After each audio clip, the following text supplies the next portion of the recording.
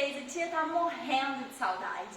E hoje nós vamos pintar os Wild Animals, ou seja, os animais selvagens. Na semana passada a gente pintou o Lion. O Lion é o quê? Lion é leão.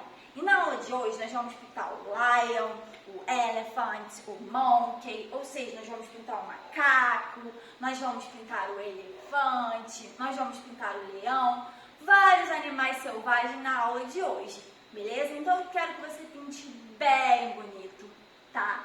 Pra quando a gente se encontrar eu poder ver esse exercício aí. Então é isso, beijos e até a próxima aula.